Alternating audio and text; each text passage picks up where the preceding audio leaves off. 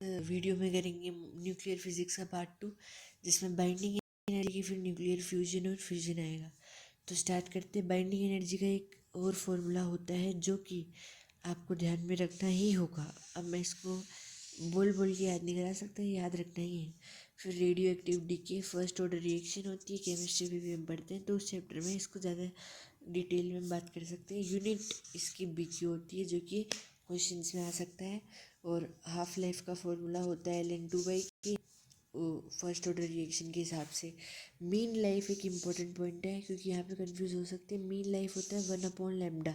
Lambda है first order का constant जिसको हम बोलते हैं रेडियो एक्टिव डीके कॉन्स्टेंट भी।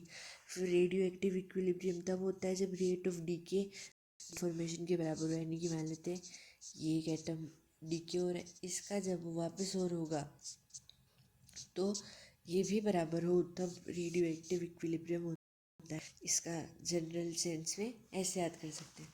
फिर आता है हमारा क्यू वैल्यू। क्यू वैल्यू एक बहुत इंपॉर्टेंट टॉपिक है। तो रिएक्टेंट की जो टोटल मास है माइनस प्रोडक्ट की टोटल मास इंटू C², ये होती है क्यू वैल्यू। ठीक, अगर क्यू ग्रेटर देन 0 है तो वो एक्सोथर्मिक रिएक्शन होगी। ऑब्वियसली C² की वैल्यू होती है 931.5 MeV। ईवी की वैल्यू होती है 1.6 इंटू 10⁻⁻19 जूल। तो आई गेस आपको यहाँ से कोई कन्फ्यूजन नहीं। फिर आता है न्यूक्लियर फिजन।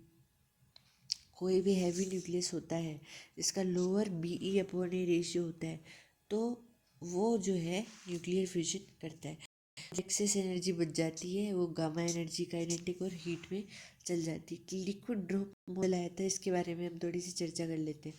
अच्छा है कि इम्पोर्टेंट पॉइंट है कि यूरेनियम का एक एटम जो जिसका मोलर मास 235 होता है वो 200 MeV एनर्जी रिलीज करता है।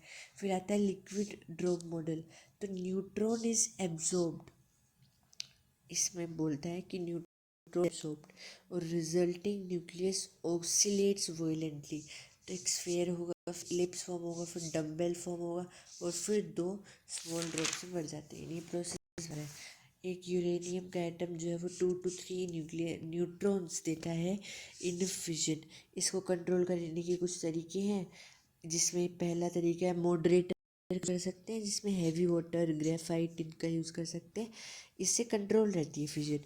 और दूसरा है कि कंट्रोल रोड्स जो कि कैडमियम और बोरोन के बने होते हैं, एब्जॉर्ब कर लेते हैं एक्सेस न्यूट्रॉन्स। तो दूसरा तरीका ये होता है।